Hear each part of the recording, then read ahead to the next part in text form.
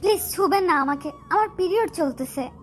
বাবা হয়েও বাধ্য হয়ে নিজের মেয়ের বাসর ঘরে সিসি ক্যামেরা লাগিয়ে দিয়ে গেল অধরার বাবা। লজ্জায় শেষ হয়ে যাচ্ছে অধরা। তৃতীয়বারের মতো বাসর ঘরে বসে আছে সে, গায়ে ভারী গয়নার সাজ। একটা মেয়ে এতটা সৌন্দর্যের অধিকারিণী হতে পারে যে অধরাকে দেখেনি সে কখনো বিশ্বাস করতে পারবে না।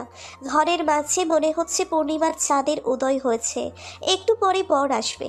অধরা আরেকটা লাশ দেখার অপেক্ষায় আছে, কারণ বাসর ঘরে যে একবার স্বামী সেচে ভিতরে ঢোকে তার বের হতে হয় লাশ হয়ে।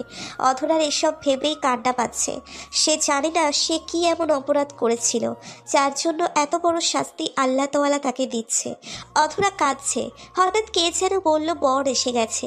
অধরার বর আসার কথা শুনে ওয়াশরুমে ফ্রেশ হতে ঢুকলো। ফ্রেশ হওয়ার এক পর্যায়ে বুঝতে পারলো তার মেন্স শুরু হয়ে গেছে। বাসুরাতে মেন্স ভাবতেই বুকের ভিতরটা কেমন যেন ছ্যাদ করে উঠল। প্রতিবার বাসর রাতেই হুট করে মেন্স হয় তার। সে বুঝতে পারছে কোনো এক অদৃশ্য মায়া তাকে আগলে রেখেছে। অধরা কোনো রকম ফ্রেশ হয়ে খাটের উপর গিয়ে বসলো। এইদিকে অধরার বর আয়াস বাসায় এসেই অধরার বাবাকে সালাম করে দিল। আয়াস সব কিছু জেনেই অধরাকে বিয়ে করতে রাজি। সে জানে তার আগেও দুজন বাসর রাতেই মারা গিয়েছিল, কিন্তু আয়াস অধরাকে প্রথম দেখায় ভালোবেসে ফেলে। আর অধরা তার বাবার একমাত্র মেয়ে, 1000 কোটি টাকার সম্পত্তি, সব আয়াসের হয়ে যাবে। সব কিছু ভেবেই বিয়েটা করা। আয়াস বাসর ঘরে ঢুকেই দরজাটা লাগিয়ে দেয়। দরজাটা লাগাতেই অধরার বুকের ভিতরটা কেমন যেন কেঁপে উঠল। আয়াস আস্তে আস্তে অধরার পাশে এসে বসলো। এদিকে অধরার বাবা সিসি ক্যামেরার সামনে বসে আছে। নিজের অনিচ্ছা সত্ত্বেও নিজের মেয়ের ফুলসজ্জা তাকে দেখতে হবে এটা ভেবেই কয়েক ফোঁটা জল গড়িয়ে পড়ে চোখ থেকে। জন্মের সময় অধরার মা মারা যায়। সে দুঃসহ স্মৃতির কথা মনে হলে তিনি এখনও ঘুমোতে পারে না। অধরা তার সংসারে আসার পর ব্যবসা বাণিজ্য উত্তর উন্নতি শুরু হয়। যাই হোক, এদিকে অধরা ভয়ে কাঁপছে। আয়াস ঘুমটা খোলার সাথে সাথেই চমকে গেল। ঠিক একটা পূর্ণিমার চাঁদকে মনে হচ্ছিল কালো মেঘের ঘুমটাই আড়াল করে রাখা হয়েছিল। আয়াস যেন নিজেকে সংযত রাখতে পারছে না। ফুলদানিতে রাখা ফুলটাকে ছোঁয়ার ইচ্ছে প্রবল আকারে কাছে টানছে তার। আয়াস যখন অধরাকে ছুতে যাবে ঠিক তখনই অধরা বলে উঠল, প্লিজ ছুবেন না আমাকে, আমার পিরিয়ড চলতেছে। কথাটা বলে লজ্জায় মাথাটা নিচু করে ফেলল। অধরা লজ্জা মাথা মুখটা আস্ত যাওয়ার আগ মুহূর্তেই সূর্যের মতো লাগছে। হঠাৎ সারা বাড়ির ইলেকট্রিসিটি অফ হয়ে গেল, কিন্তু বাসর ঘরটা যেন আরও বেশি আলোকিত হচ্ছে।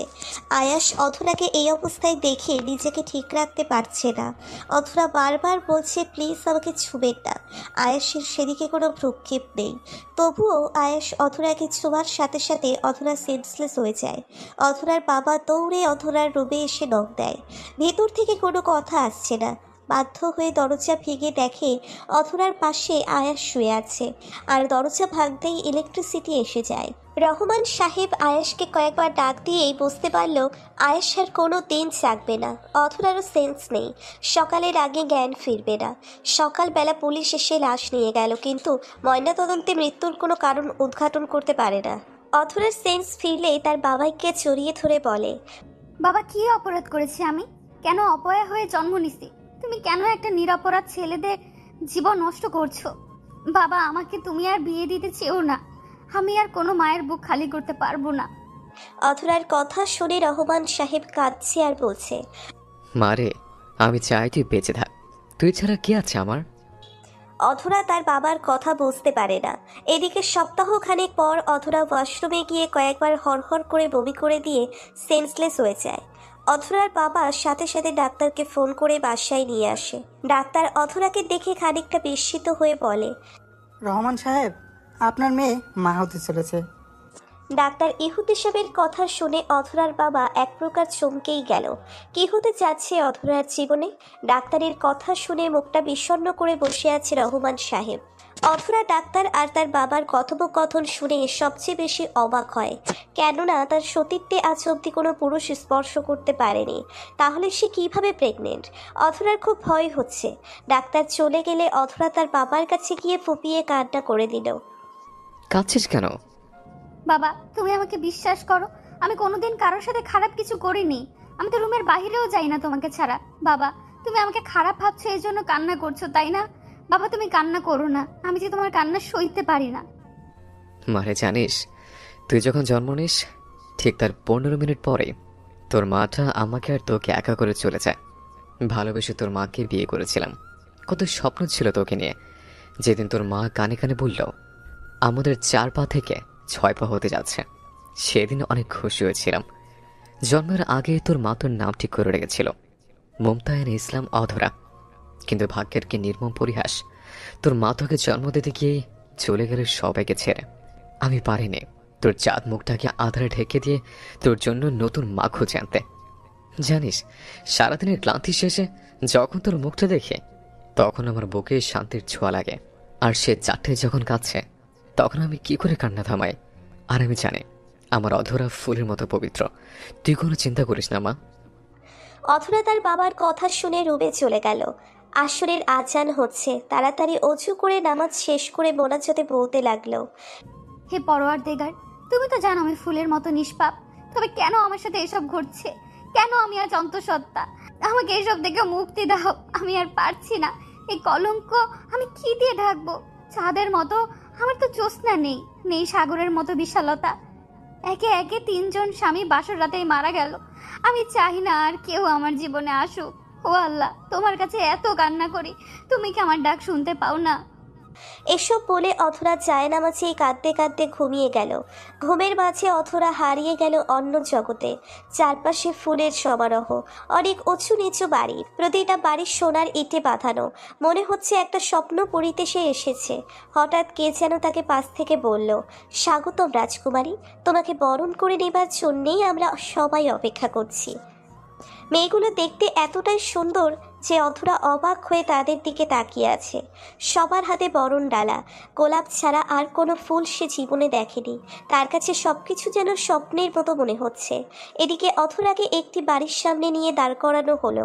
বাড়িটা খুব সুন্দর দেখাচ্ছে, হীরা দিয়ে নিখুঁতভাবে বাড়িটা তৈরি। হঠাৎ একটি সুদর্শন পুরুষ মহল থেকে বের হতেই গ্লাস ভাঙার শব্দে অধরার ঘুম ভেঙে যায়। অধরা তাকিয়ে দেখে সে জায়নামাজে ঘুমিয়ে গেছে। টেবিলে থাকা গ্লাসটা মেঝেতে পড়ে টুকরো টুকরো হয়ে পড়ে আছে। পাশ দিয়ে বিড়াল দৌড়ে যাচ্ছে, তবুও যেন অধরার ঘোর কাটছে না। এভাবে কিছুক্ষণ থাকার পর ফ্রেশ হয়ে রুমে বসে তার প্রিয় ডায়েরিতে লিখতে লাগলো। কাছের মেয়েটা এসে কাছের টুকরোগুলো উঠিয়ে নিয়ে গেল। দেখতে দেখতে কয়েক মাস চলে গেল। দিন দিন অধরার শারীরিক অবস্থা খারাপের দিকে যাচ্ছে। অধরার বাবা সিদ্ধান্ত নিল তার মেয়ের অ্যাবর্শন করাবে, তাও বাংলাদেশে না, সুইজারল্যান্ডে নিয়ে। সুইজারল্যান্ডে তাদের কয়েক বিলিয়ন কোটি টাকার ব্যবসা আছে। সেই সুবাদে অধরা প্রথম অ্যাবর্শন করতে রাজি না হলেও পরে তার বাবার কথা ফেলতে পারেনি। এদিকে 2 দিন পর রহমান সাহেব অধরাকে নিয়ে সুইজারল্যান্ডের সবচেয়ে বড় গাইনি ডাক্তার অ্যালিনার সাথে কথা বলে। অ্যালিনা কয়েকটা টেস্ট দেয়। অধরা লক্ষণ বুঝে সাথে আল্ট্রাসোনোগ্রাফিও করতে বলে।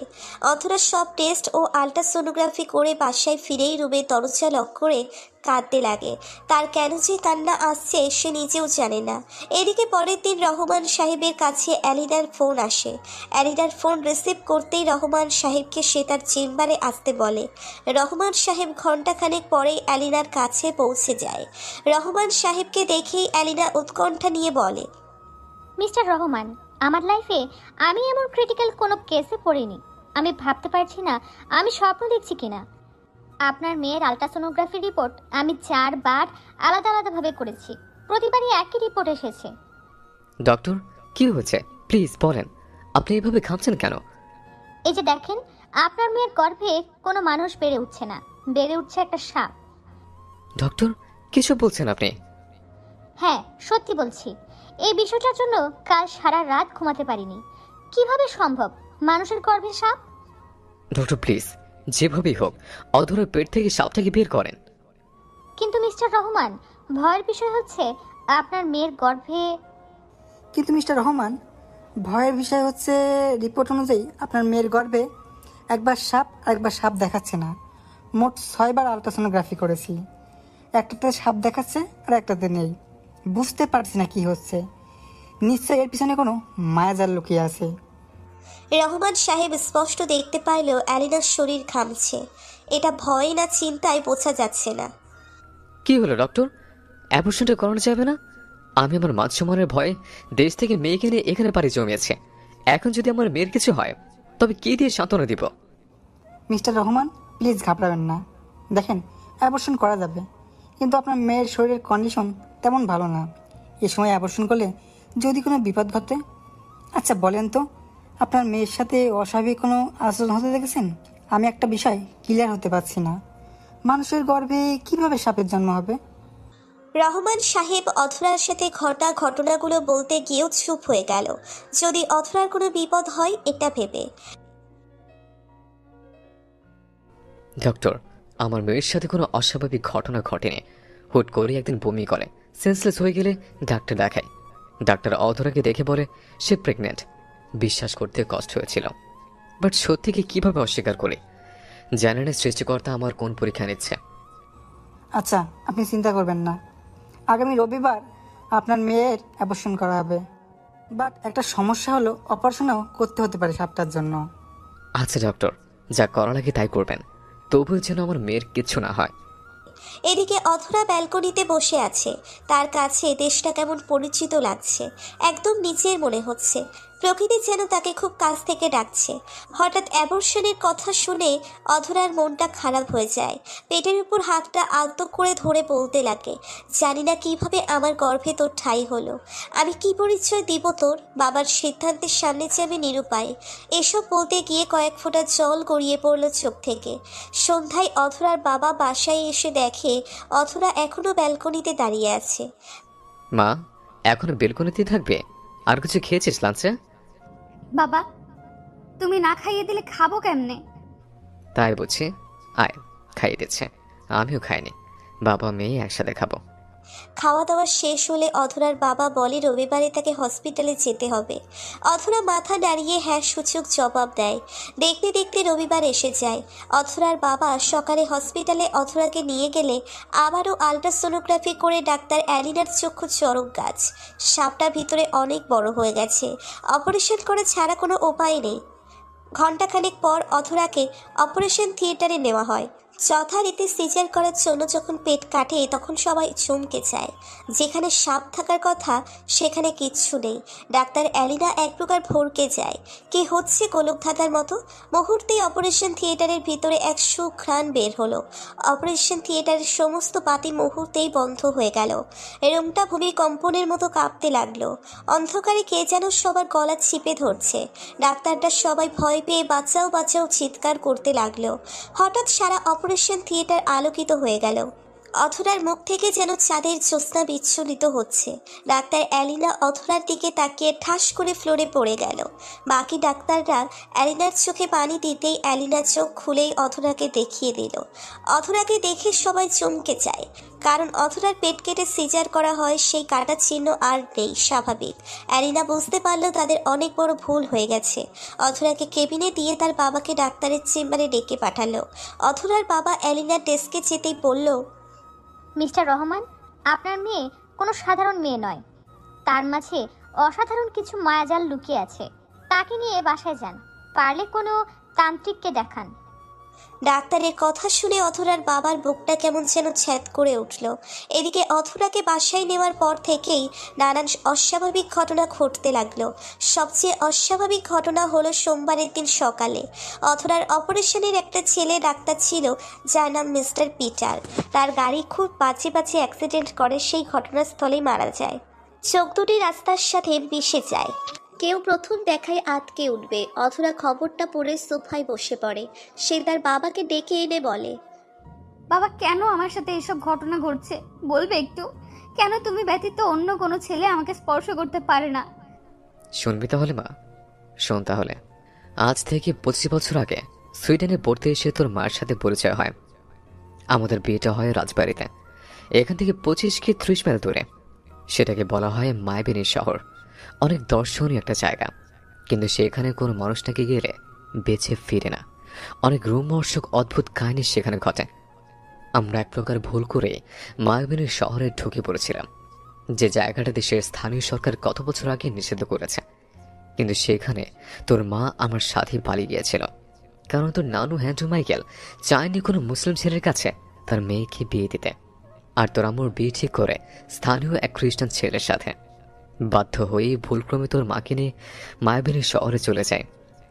আশা ছিল জুরিক শহরের কোন এক বাড়িতে বাসা ভাড়া নিয়ে থাকবো।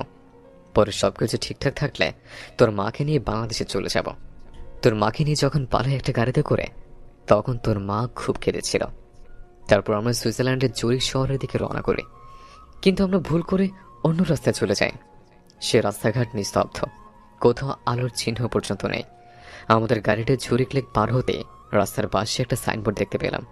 সেখানে ক্রস চিহ্ন দিয়ে ডেঞ্জার লেখা। তবু আমাদের যেতে হয়েছে। সারা রাস্তায় একটা পাখিও চোখে পড়েনি, কিন্তু রাস্তা দিয়ে যতই যাচ্ছিলাম ততই মুগ্ধ হচ্ছিলাম। চারপাশটা মনে হয় কেউ রংধনুর তৈরির আঁচলে সাজিয়েছে। রাস্তায় দুপাশে টিউলিপ ফুল, মনে হচ্ছে গাড়ি থেকে নেমে ফুলগুলো ছুঁয়ে দেওয়া যায়। কিন্তু কোথায় যেন ভয় কাজ করছে। বাট আমরা জুরিখ শহর পাচ্ছি না। হঠাৎ ঝুম করে বৃষ্টি নামলো। বৃষ্টিতে কোনো কিছুই দেখা যাচ্ছে না। গাড়ি চালাতে কষ্ট হচ্ছিল। তোর মা ম্যারিনাকে দেখে মনে হচ্ছিল সে খুব ভয় পাচ্ছে।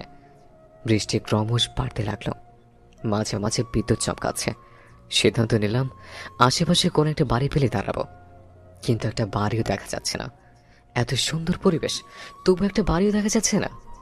গাড়ি চলছে আপন গতিতে।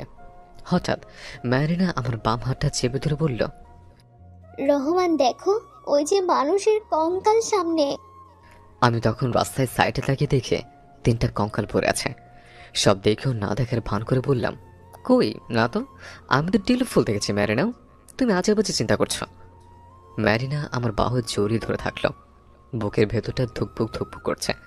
একটু সামনে যেতে আরো অবাক হলাম। মানুষ যেমন সারিবদ্ধ হয়ে দাঁড়িয়ে অভ্যর্থনা দাঁড়ায়, তেমনি রাস্তার দুপাশে অনেকগুলো মানুষের কঙ্কাল দাঁড়িয়ে আছে। আর কি ভয়ানক শব্দ করছে। ম্যারিনা ভয়ে আমাকে জড়িয়ে ধরে আছে আর বলছে, রহমান, আমার খুব ভয় করছে, তুমি গাড়ি জোরে চালাও। যদি এরা সবাই আমাদের গাড়ির সামনে এসে দাঁড়ায়, আমাদের মেরে ফেলবে। আমি বললাম, ভয় পেও না, সৃষ্টিকর্তা আমাদের সাথে আছে। এসব শয়তানের খেলা, এরা কিচ্ছু করতে পারবে না। ক্রমশ রাস্তা বেশি হয়ে অন্ধকার হয়ে যাচ্ছে। আগের যে এখনকার কঙ্কালগুলো বেশি ভয়ানক মনে হচ্ছিল। খুব ভয়ানক চিৎকার দিচ্ছিল। সবচেয়ে ভোরকে যা দৃশ্য ছিল, কঙ্কালগুলোর শরীরে কোনো মাংস নেই। সারা শরীর থেকে রক্ত ঝরছে। রক্তে রাস্তা গড়িয়ে এপাশ ওপাশ যাচ্ছে। আর ভয়ানক কণ্ঠে বলছে, মৃত্যু পুরীতে তোদের স্বাগতম। মৃত্যু তোদের সামনে অপেক্ষা করছে, আর সামনে আগাস না। এখান থেকে ফিরে যা, সামনে যাবি না, তোদের খুবলে খুবলে খাবে। এসব বলছে আর হু হু করে হাসছে। ম্যারিনা ভয়ে কান্না করে দিয়েছে। কি করবো ভেবে পাচ্ছি না। গাড়ি ঘুরিয়ে কোথায় যাব? মনে মনে স্থির করলাম, যা হবার হবে। তবু সামনে কি আছে দেখব। শয়তান কখনো সঠিক পথ দেখায় না। যতই রাস্তা পার হচ্ছে ততই অন্ধকার ছায়া যেন পুরো চারপাশটা ক্রস করছে, কিন্তু গাড়ি টাচ করছে না। সামনে এবার আর কঙ্কাল না, জীবিত মানুষের মতো কিছু লক্ষ্য করা যাচ্ছে। দেখা যাচ্ছে কিছু কঙ্কাল খুবলে খুবলে খাচ্ছে জীবিত মানুষের নারী ভরে, ফিরকি দিয়ে রক্ত ঝরছে। লোকগুলো গগনভেদী চিৎকারে যে কোনো মানুষ কলেজে ফিরে যেন মরে যাবে। এদিকে মেরিনা আমার কাঁধে সেন্সলেস হয়ে গেছে। কঙ্কালগুলো কত আকুতি করছে যেন ওর সামনে না যায়। এদিকে রাত প্রায় 3টা বাজে, আর এখনো ঝিরঝির বৃষ্টি। এখন আর কঙ্কাল দেখা যাচ্ছে না। চারপাশটা হঠাৎ ফুলের সমারোহে ভরে গেল। দূরে দেখা যাচ্ছে আবছা বাড়ির মতো, আলো স্পষ্ট দেখা যাচ্ছে। কি সুন্দর সুবাতাস বইছে। রাস্তার পাশ দিয়ে একটা লেক বয়ে গিয়েছে। লেকের ওপাশে অনেক বড় বড় পর্বত। সত্যি ম্যাচেসটা মুহূর্তেই ফুরফুর হয়ে গেল। হঠাৎ চোখে পড়ল একটা গেট, সোনা দিয়ে সাজানো। গেটের উপরে হীরা দিয়ে লেখা মায়াবিনের শহর। গাড়িটা ভেতরে প্রবেশ করার সাথে সাথেই চতুর্দিকে সাজপাতের মতো জ্বলে উঠল। আকাশের তারকাবাজির মতো চারপাশটা। গাড়িটা হঠাৎ করে বন্ধ হয়ে গেল। গাড়ি থেকে নামতেও ভয় হচ্ছে। তবুও গাড়ি থেকে নেমে পা দিতেই দেখতে পেলাম তাজা ফুলের মাদর। একদম ভূস্বর্গ মনে হচ্ছে। হঠাৎ কয়েকটা মেয়ে ফুলের দৌড় নিয়ে পাশে এসে দাঁড়ালো আর বলতে লাগলো, মায়াবিনীর শহর আপনাদের জন্য এতকাল অপেক্ষা করছিল, আপনারা ভিতরে আসেন। আমি কিছুটা ভীতি নিয়ে বললাম, সাথে আমার ভালোবাসার মানুষ আছে, তার জ্ঞান ফিরেনি। মেয়েগুলির মাঝে একটা মেয়ে মুচকে এসে একটা ফুল হাতে দিয়ে বলল, এই ফুলটা নাকের কাছে নেন, সুবাসের সেন্স ফিরে আসবে। মেয়েটার কথা মতো তাই করলাম। ফুলটা ম্যারিনার নাকের কাছে ধরার সাথে সাথে ম্যারিনার চোখ খুলল। চোখ খুললে বলল, রহমান, কঙ্কালগুলোর কাছ থেকে আমাকে বাঁচাও। আমি ম্যারিনার হাতটা শক্ত করে চেপে ধরে বললাম, ভয় পেও না, চলো। এদিকে আমাদের রাজপ্রাসাদে নেওয়া হলো। রাজপ্রাসাদের সবকিছু হীরা দিয়ে তৈরি। রাত্রের আকাশে যেমন অজস্র নক্ষত্র আলো দেয়, তেমনি হীরাগুলো থেকে আলোক রশ্মি বের হচ্ছে। রাজপ্রাসাদের অতিথিশালায় বসে থাকার পর একটা দরবেশ এসে বলল, বহু শতাব্দী পর আমাদের এখানে কেউ আসলো। তোমরা সত্যি ন্যায়নিষ্ঠ, নয়তো এ পথ পাড়ি দিয়ে তোমরা আসতে পারতে না। যাই হোক, তোমরা আসার পরেই জাদু রায়না তোমাদের বিষয়ে সব বলেছে। তোমরা অবিবাহিতা, আর মেয়েটাও অমুসলিম। ম্যারিনা চমকে যায় আর বলে, কি বলছেন? আপনি কিভাবে জানলেন এত কিছু? মা, তুমি আর রহমানের দুজনের মাঝেই মায়াবিনী শহরের মুক্তির বীজ নিহিত। তুমি কি তোমার ভালোবাসার মানুষের জন্য ইসলাম ধর্ম গ্রহণ করবে? একমাত্র ন্যায়নিষ্ঠ ধর্ম, মুক্তির ধর্ম এবং সৃষ্টিকর্তাকে খুশি করার জন্য ইসলাম ধর্ম গ্রহণ করবে। ঠিক আছে, সৃষ্টিকর্তাকে খুশি করার জন্য আমি ইসলাম গ্রহণ করব। সত্যি মা, তুমি অনেক গুণবতী। তোমাদের মাধ্যমে আমরা আমাদের হারানো রাজ্য ফিরে পাবো ইনশাআল্লাহ। সেটা কিভাবে? মা, সেটা তোমার পরে জানলেও চলবে। তুমি এখন গোসল করে বধূ সেজে ইসলাম ধর্ম গ্রহণ করো, তারপর তোমাদের দুজনকে বিয়ে দেওয়া হবে। ভয় পেও না মা, আমাদেরকে তুমি আপন ভাবতে পারো। কথাগুলো বলে লোকটা চলে যেতে সাথে সুন্দরী রমণী এসে ম্যারিনাকে নিয়ে চলে গেল। আমাকে কয়েকজন যুবক নিয়ে চলে গেল। দুজনকে উত্তম রূপে সাজিয়ে বিয়ের জাঁকজমকপূর্ণ আসরে বসানো হলো। কি জমকালো পরিবেশ! ম্যারিনাকে মুসলিম বানানো হলো। কিন্তু বিপত্তি বাঁচল তখন, যখন ম্যারিনা কবুল বলবে, তখন সে মাথা ঘুরিয়ে পড়ে যায়। বিয়ের আসরে কনের মাথা ঘুরে পড়ে যাওয়া দেখে সবাই এগিয়ে আসলো। আমি ম্যারিনার মাথাটা আমার কোলে রেখে বললাম, কি হয়েছে তোমার? প্লিজ কথা বলো। ম্যারিনা কোনো কথা বলছে না। আমি বারবার বলছি, ম্যারিনা তুমি চুপ করে থেকো না, প্লিজ কথা বলো। এমন সময় দরবেশের মতো লোকটা এসে বলল, বাবা, যা ভেবেছি তাই হলো। কি ভেবেছিলেন? আমার ম্যারিনার কি হয়েছে? বাবা রহমান, ম্যারিনাকে এখন একমাত্র তুমিই বাঁচাতে পারো, আর তাও 3 দিনের মাঝে। কি হয়েছে বলেন, কি করতে হবে ম্যারিনার জন্য? ম্যারিনার জন্য আমি আমার নিজের জীবন দিতে পারি। ব্যস্ত হও না, ম্যারিনাকে বাঁচাতে হলে তোমাকে জাদুর শহর ঘুমন্তপুরীতে যেতে হবে, যে শহরে কেউ গেলেই ঘুমিয়ে যায়, আর ঘুমিয়ে গেলেই সে পাথরে পরিণত হয়ে যায়। আর তোমাকে সে নগরীতেই যেতে হবে, এবং সে নগরীর একটা সোনার বাক্স আছে, সেখানে গোলাপের বীজ আছে। সাধারণত গোলাপ গাছ ডাল থেকে হলেও সেখানে রাখা সোনার বাক্সে যে গোলাপের বীজ আছে তা হচ্ছে নীল রঙের গোলাপ ফুলের বীজ। সে বীজ থেকে গাছ লাগিয়ে তোমাকে নীল রঙের গোলাপ ফুল এনে সে গোলাপ ভিজানো সমুদ্রের তলদেশে নির্মল পরিশুদ্ধ পানিতে চুবিয়ে মুখে ছিটিয়ে দিলেই ম্যারিনামা ভালো হয়ে যাবে। আর যদি না আনতে পারো তাহলে ম্যারিনা একটি পুতুল হয়ে যাবে। দরবেশের কথা শুনে রহমানের বুকের ভিতরটাতে কালবৈশাখী ঝড় বয়ে যায়। যেভাবেই হোক তার ভালোবাসার মানুষকে বাঁচাতেই হবে। রহমান দরবেশের কাছে গিয়ে বলল, আমি জাদুর শহরে ঘুমন্ত নগরীতে যাব, কিন্তু ফুল চাষ করতে তো কয়েক মাস লাগবে, আর জাদুর নগরীতে যেতে আসতেও সময় লাগবে। তুমি ভয় পেও না, সেখানকার সময় আর পৃথিবীর সময় আলাদা। সেটা পৃথিবীর নিচে এক অন্য দুনিয়া, মায়ার শহর। সে শহরের মায়াতে পড়ো না কিন্তু। আর ঘুম আসলেও কিন্তু সাবধান, ঘুমাবে না, তাহলে কিন্তু তুমি চিরদিনের জন্য পাথর হয়ে যাবে। আচ্ছা, আমাকে তাড়াতাড়ি যাওয়ার রাস্তা বলে দেন। আচ্ছা, তুমি আমার সাথে আসো। রহমানকে দরবেশ একটি রুমে নিয়ে গেল। রুমটার ভিতরে যাওয়ার সাথে সাথে রুমটা হঠাৎ কেঁপে উঠল, আর তাজা বকুলের ঘ্রাণ আসতে লাগলো। দরবেশ লোকটা একটা বই বের করলো। বই বের করে বইয়ের ভিতর থেকে একটা নীল রঙের লকেট বের করে রহমানের গলায় পরিয়ে দিয়ে বলল, এই লকেটের মাধ্যমে তুমি ঘুমন্তপুরের অনেক কিছু মোকাবিলা করতে পারবে। তুমি অদৃশ্য হতে পারবে, তবে ঘুমিয়ে যেও না, সাবধান। আর নীলরঙা গোলাপ তুমি যখন হাতে পেলেই লকেটে গোলাপটা ছুঁয়ে দিলেই তুমি এখানে এসে পড়বে। এখন এই নাও কালো গোলাপের পাপড়ি, এটা দিয়ে বইয়ের উপর মায়াবিনী লিখো, তারপর বইয়ের ভেতর থেকে রাস্তা বের হবে। রহমান তাই করলো। মায়াবিনী লেখার সাথে সাথেই বইয়ের ভিতর থেকে একটা আলোকরশ্মি বের হলো। আলোকরশ্মি একটা থেকে অনেকগুলো।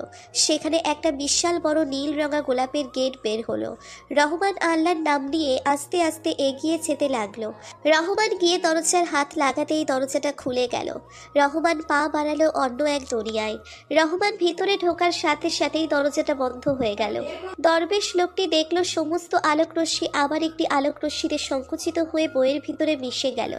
দরবেশ লোকটি মনে মনে বলল, হে আল্লাহ, তোমার বান্দাকে সমস্ত প্রকার অশুভ শক্তি থেকে হেফাজত করো, তাকে সফল কাম করো আল্লাহ। এদিকে রহমান ঘুমন্ত নগরীতে প্রবেশ করেই দেখতে পায় কি সুন্দর নগরী, মনে হচ্ছে শিল্পীরা তুলির আঁচড়ে সাজিয়েছে। রহমান হাঁটছে, কি সুন্দর নীল রঙের পশু, সে এর আগে কখনো দেখেনি। এখানে দালান কোঠা সব নীল রঙের। একটু সামনে যেতেই মানুষের মতো কিছু দেখা যায়, খেয়াল করে দেখলো সত্যিই মানুষ। কি সুন্দর চেহারা, একদম জীবন্ত দেখা যায়। কিন্তু কাছে গিয়ে দেখতে পাই পাথর হয়ে আছে, সে হাঁটছে। তবে সবচেয়ে অদ্ভুত লাগছে এখানে সূর্য তাপ দিচ্ছে না, চাঁদের মতো জ্যোৎস্না দিচ্ছে, সবকিছু দিনের আলোর মতো পরিষ্কার, একদম মন শীতল করা পরিবেশ। খুব ক্ষুধা লেগেছে, ভাবতেই সামনে আঙুর ফল আর আপেলের বাগান দেখতে পেল। রহমান ছুটে গেল ফল ছিঁড়তে। ফল ছেঁড়ার জন্য হাত বাড়িয়েও সে হাতটা ফিরিয়ে আনলো। তার মনে হচ্ছে এখানে নিশ্চয়ই কোনো কারণ আছে। সে মনে মনে ভাবতেই কেন তার সামনে খাবার আসবে। হাঁটতে হাঁটতে অনেক ক্লান্ত লাগছে। সূর্য ডুবে গিয়ে চাঁদ উঠল, চাঁদের আলোতে দু চোখের পাতা লেগে আসতেছে। সামনে একটা বাড়ি দেখা যাচ্ছে, বাড়ির সাথে দোলনা, মনে হচ্ছে দোলনায় গাটা এড়িয়ে দেয়, কিন্তু না। রহমান লকেটটাকে চুমু খেয়ে বলল, আমাকে নীল রঙা গোলাপি বীজের কাছে নিয়ে যাও। কথাটা বলার সাথে সাথেই দেখা গেল সামনে বিশাল একটা সাগর, মাঝখানে একটা নীল রঙের রাজপ্রাসাদ বের হলো। রহমান বুঝতে পারল সেখানেই গোলাপের বীজ আছে, কিন্তু সেখানে কিভাবে যাবে? যেতে তো হবেই, কিন্তু যাওয়ার মতো কিচ্ছু নেই। নিরুপায় হয়ে স্থির করলো সাঁতার কেটে যাবে। সমুদ্রের পানিতে যখন পা দিবে তখন চমকে যায়। সমুদ্রের পানিতে পা নিচে যায় না, পা ভিজেও না। রহমান চমকে গেল, সমুদ্রের উপর কাজ এতটা সূক্ষ্ম করে সেট করা। যে কেউ ভাবলে সমুদ্রের পানি ঢেউ খেলছে, কিন্তু সমুদ্রের পানির উপর গ্লাস সেট করা। রহমান হেঁটে হেঁটে প্রাসাদের সামনে আসতেই 7 জন সুন্দরী মেয়ে, যাদের সৌন্দর্য কাপড়ের বাহির থেকে দেখা যাচ্ছে। রহমানকে দেখেই স্বাগত জানিয়ে প্রাসাদের ভিতরে নিয়ে যেতেই রহমানের চোখে ঘুম এসে ভর করলো। সে তাকাতে পারছে না, ভালো করে তাকাতেই দেখলো সারি সারি মানুষ পাথর হয়ে আছে। এমন সময় একটা মেয়ে এসে বলল, এতদিন কোথায় ছিলে আমার রাজকুমার? রহমান মেয়েটার দিকে তাকিয়ে চমকে যায়। ম্যারিনা এখানে কিভাবে? রাজকুমার, কি দেখছো অমন করে? আমি তোমার ম্যারিনা, কতকাল ধরে তোমার জন্য অপেক্ষা করছি। আজ আমি সার্থক, শত বছরের অপেক্ষার অবসান হলো। রাজকুমার, আমার বুকে আসো, আমার প্রাণটা শান্ত করে তোমার উষ্ণ ছোঁয়ায়। রহমান পলকহীন দৃষ্টিতে ম্যারিনার দিকে তাকিয়ে আছে।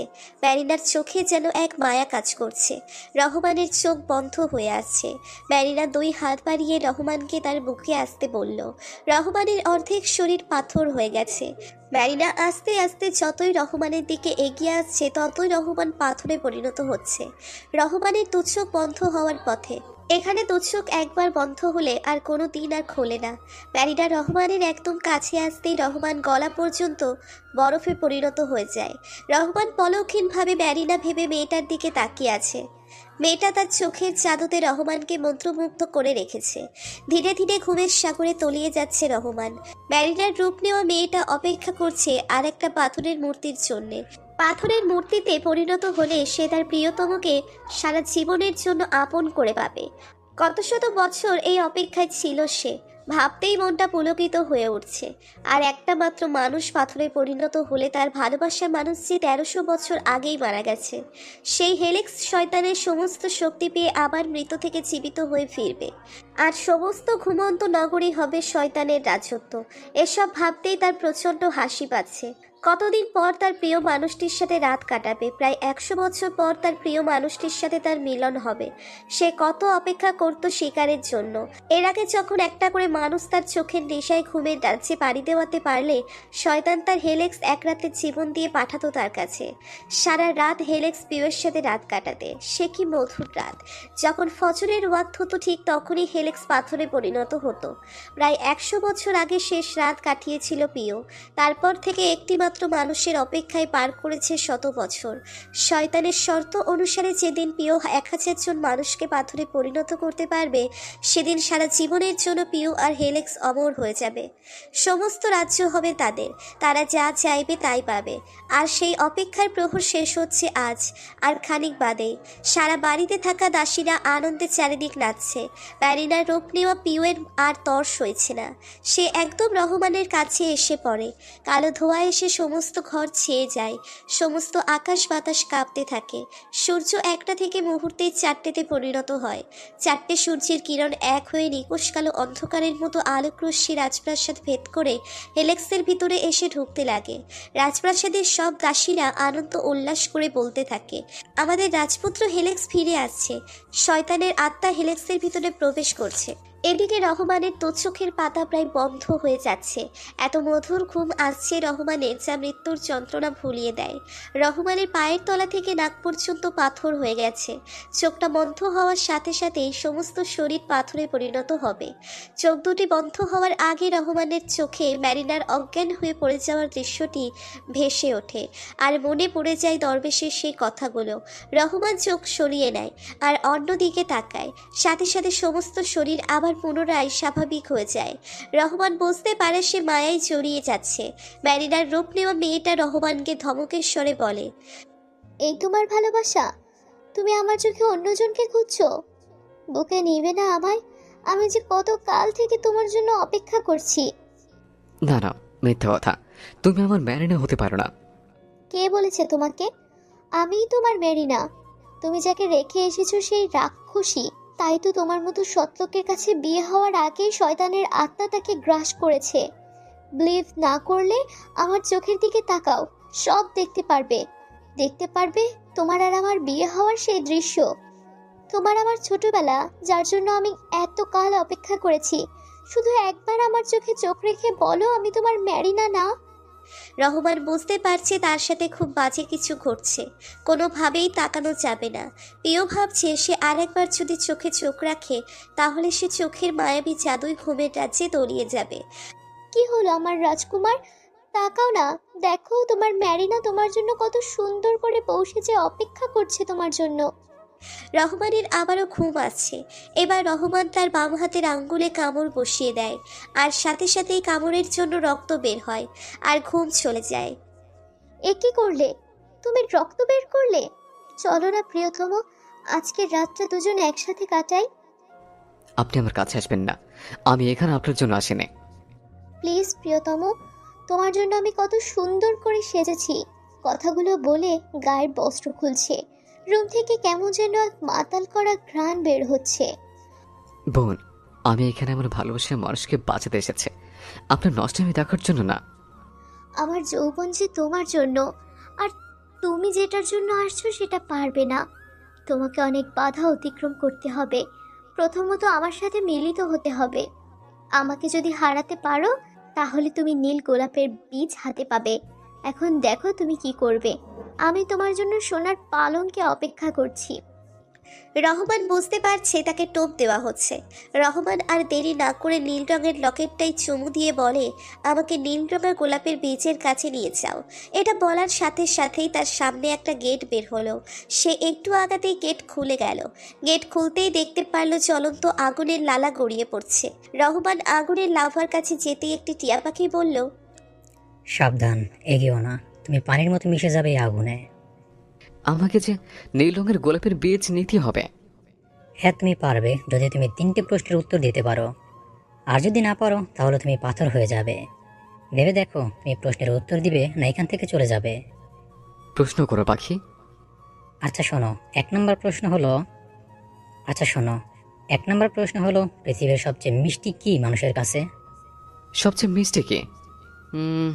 মানুষের কাছে সবচেয়ে মিষ্টি হচ্ছে প্রয়োজন। কারণ এক পাশে যদি পৃথিবীর সবচেয়ে মিষ্টি মিষ্টান্ন রাখা হয়, আরেক পাশে যদি নীল রঙা গোলাপের গাছ রাখা হয়, তবুও আমি আমার প্রয়োজনটাই নেব। হে বৎস, তোমার প্রথম প্রশ্নের উত্তর সঠিক হয়েছে। দ্বিতীয় প্রশ্ন হচ্ছে, পৃথিবীর সবচেয়ে বড় মিথ্যা কি?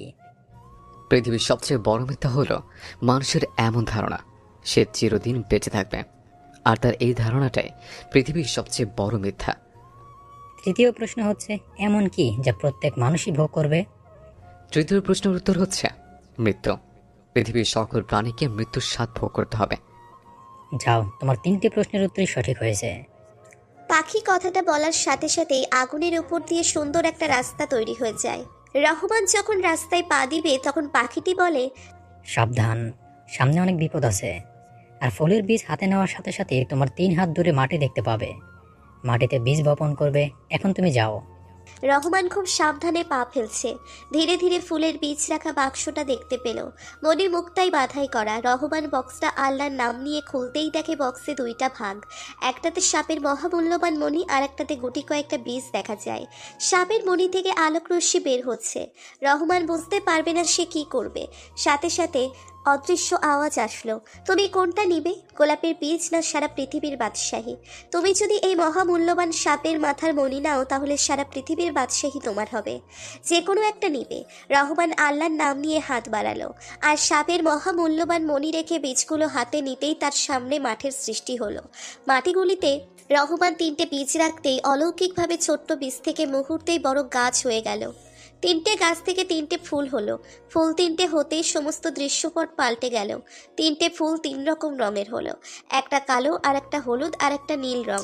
রহমান নীল রঙের ফুলটা টান দিয়ে ছেঁড়ার সাথে সাথেই রাজপ্রাসাদের সামনে এসে পড়ল। রাজপ্রাসাদে থাকা সমস্ত পাথরের মূর্তি মানুষে পরিণত হলো। ম্যারিনার রূপ নেওয়া রাক্ষসী আর তার সহধর্মী চিরদিনের জন্য নিঃশেষ হয়ে যায়। রাজ্যের সবাই রহমানকে কৃতজ্ঞতা জানালো। রহমান সবার কাছ থেকে বিদায় নিয়ে নীলরঙা লকেট ফুলটা ছোঁয়াতেই মায়াবিনীর প্রাসাদে এসে পড়ল। রহমান আসতেই দরবেশ রহমানকে দেখে জড়িয়ে ধরে কান্না করে দেয়, আর বলতে লাগে, নিশ্চয়ই তোমরা দুজন সত্যবাদী। এখন আর দেরি না করে চলো, সূর্য প্রায় ডুবতে চলল। সূর্য ডোবার আগে ম্যারিনার শরীরে সমুদ্রের তলদেশের পানি ফুলে ভিজিয়ে ছিটাতে হবে। রহমান ফুল নিয়ে ম্যারিনার কাছে যেতেই একটা মেয়ের সমুদ্রের তলদেশের পানি কাছের গ্লাসে করে রহমানের হাতে দিল। রহমান ফুলটা ভিজিয়ে ম্যারিনার উপর ছিটিয়ে দিতেই ম্যারিনার চোখ খুলল। দরবেশ রহমানকে বলল, বাবা রহমান, তুমি ফুলটা পানিতে রেখে এই বইয়ে থাকা মন্ত্রটা পড়ো। রহমান ফুলটা পানিতে রেখে বইয়ে লেখা মন্ত্রটা পড়তেই ফুলটা পানির সাথে মিশে গেল। রহমান এসব দেখে খানিকটা অবাক হয়। দরবেশ রহমানের কাঁধে হাত রেখে বলল, ঘাবড়ে যেও না, তোমাদের কিচ্ছু হবে না। ম্যারিনা উঠে দাঁড়াতে ইসলামিক নিয়মে ম্যারিনা আর রহমানের বিয়ে পড়িয়ে দেওয়া হয়। বিয়ে শেষ হতেই দরবেশ ম্যারিনাকে বলল, মা, তুমি তোমার স্বামীকে গ্লাসের পানিটুকু নিজ হাতে খাইয়ে দাও। দরবেশের কথা মতো ম্যারিনা গ্লাসের পানিটুকু রহমানকে খাইয়ে দেয়। পানি খাওয়ার পরপরই রহমানের শরীরটা কেমন যেন করে ওঠে। এক অজানা অনুভূতি মনে ঢেউ খেলে যায়। এদিকে রাজবাড়ির দাসীরা সুন্দর একটা রুমে ম্যারিনাকে বসিয়ে দিয়ে আসে। রুমটা বেশ গোছানো, সারাটা রুম ফুল দিয়ে সাজানো। খাটটা হীরের মনে হচ্ছে। ম্যারিনার কাছে সবকিছু যেন কল্পনার মতো মনে হচ্ছে। মনে হচ্ছে কল্পনাও হয়তো এতটা সুন্দর হতে পারে না। জানালার কাঁচ ভেদ করে চাঁদের আলো আসছে। ম্যারিনা এত কিছুর মাঝেও অপেক্ষা করছে, আর অপেক্ষাটা হচ্ছে রহমানের জন্য। কখন রহমান আসবে সে অপেক্ষা। একটু পরেই দরজা লাগানোর শব্দে ম্যারিনার অপেক্ষার প্রহরের সমাপ্তি হলো। সে ফুলের মতো বসে আছে ভ্রমর আসার অপেক্ষায়। রহমান খাটে বসেই ঘুমটা সরিয়ে ম্যারিনার কপালে একটা চুমু এঁকে দেয়। ম্যারিনা লজ্জায় চোখ দুটি বন্ধ করে ফেলে। রহমান ম্যারিনাকে জড়িয়ে ধরতেই ম্যারিনা আরও শক্ত করে জড়িয়ে ধরে। দুজনেই হারিয়ে যায় অনুভূতির রাজ্যে। স্বর্গীয় সুখ খুঁজে পায় রহমান ম্যারিনার বুকে। দেখতে দেখতে মধুর রাতটা নির্ঘুম ভালোবাসায় কেটে যায়। দিনগুলো ভালোই কাটতেছিল। হঠাৎ মাসখানেক পর ম্যারিনা মাথা ঘুরিয়ে পড়ে যায়। দরবেশ ম্যারিনাকে দেখেই রহমানকে বলে, বাবা, খুশির খবর, তুমি বাবা হতে যাচ্ছ, তাও কন্যা সন্তানের। তবে একটা খারাপ সংবাদও আছে। এই সন্তান পৃথিবীতে আসলে নানান অঘটন ঘটবে। আর এ দেশে থাকা যাবে না, এখান থেকে অন্যত্র চলে যেতে হবে। আর বাচ্চা যখন বড় হবে 3বার স্বপ্ন দেখবে। উত্তর দিক হতে আগুনের গোলাপ ফুলের বাগানের দিকে আসছে, তখন তোমার মেয়েকে বিয়ে দিতে হবে।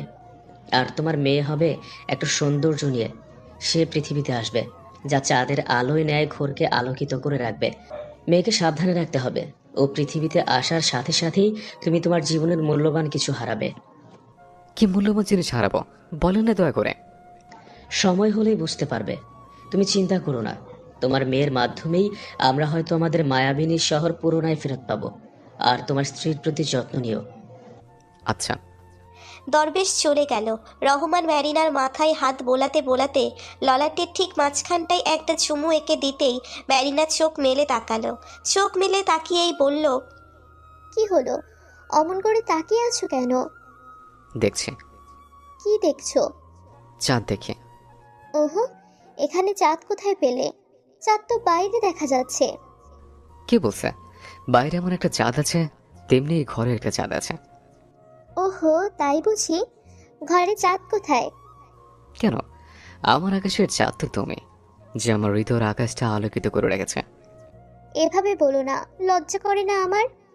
তাই বলছে? এত লজ্জা? হ্যাঁ, লজ্জাই তো। এই শুনছো, একটা খুশির খবর আছে। তাই বুঝি? খুশির খবরটা কি? আমাদের 4 পা থেকে 6 পা হতে যাচ্ছে। রহমানের কথা শুনে ম্যারিনার চোখ থেকে নীরবে অশ্রু গড়িয়ে পড়ে। রহমানকে বুকের সাথে চেপে ধরে বলে, আজ আমি অনেক খুশি। আমাদের পরিবারের নতুন মেহমান আসছে। আমিও খুশি। এভাবেই রহমান আর ম্যারিনার দিনগুলো যাচ্ছিল। দেখতে দেখতে বেশ কয়েক মাস চলে গেল। ম্যারিনাদের সন্তান পৃথিবীতে আসার সময় হয়ে গেছে প্রায়। এদিকে রাজপ্রাসাদের স্বর্গীয় জীবনের মাঝেও ম্যারিনার যেন কেন ভয় ভয় লাগে। মনে হয় তারা সবাই মায়ার জগতে আছে, একটা স্বপ্ন দেখছে। ম্যারিনা ভাবছে তার মনের কথাগুলো রহমানকে বলবে, কিন্তু রহমান কি বিলিভ করবে? রাতে রহমান ম্যারিনার বুকে মাথা রেখে শুয়ে আছে। ম্যারিনা রহমানের চুলে বিলি কেটে দিতে দিতে বলল, রহমান, একটা কথা বলি? বলো। রহমান, আমার কাছে মনে হয় আমরা দুজন স্বপ্ন দেখেছি ঘুমিয়ে ঘুমিয়ে। কি বলছো সব? স্বপ্ন কেন দেখবো? তবে কি কল্পনার চেয়েও কি বাস্তব এতটা সুন্দর হয়?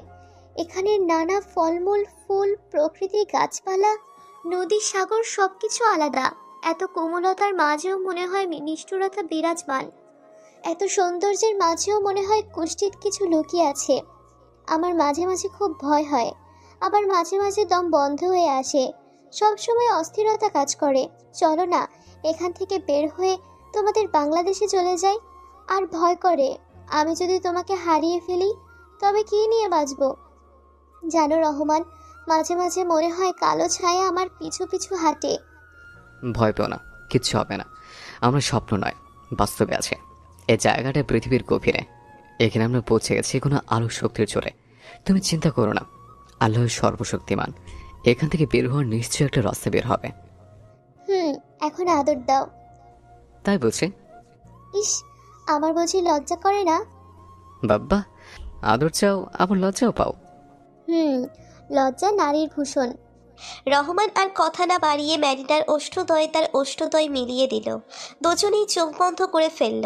হারিয়ে গেল অন্য এক মায়ার জগতে। রাত গভীর। কারো বাঁচাও বাঁচাও শব্দ শুনে ম্যারিনা বাহিরে তাকাতেই চমকে গেল। রাজপ্রাসাদের অনেকগুলো রাক্ষস দেখতে অনেকটা দানব প্রকৃতির। সারা শরীর পোড়া আর সারা শরীরে দাঁত। এক এক মানুষকে ধরতেছে আর চিকেনের মতো চিবিয়ে খাচ্ছে। দরবেশ লোকটা পালানোর অনেক ট্রাই করছে, কিন্তু পারছে না। তারে খামচে দিয়ে ধরে ফেললো, আর সাথে সাথেই কয়েকটা রাক্ষস একদম ছিন্ন ভিন্ন করে ফেললো। মাথাটা মিষ্টির মতো খেয়ে ফেললো। ম্যারিনার গলায় শুকিয়ে আসছে, পা কাঁপছে। এই বিভৎস দৃশ্য দেখে না পারছে দৌড়ে পালাতে, না পারছে দাঁড়িয়ে থাকতে। একটা দাসী ম্যারিনাকে দেখে বলল, আপনি এখানে কেন? পালান এখান থেকে, রাক্ষসটা দেখলে আপনাকে মেরে ফেলবে। মেয়েটা কথা শেষ করার আগেই একটা রাক্ষস ম্যারিনাকে দেখে ফেলে। ম্যারিনাকে দেখেই দৌড়ে ম্যারিনার দিকে আসতে লাগে।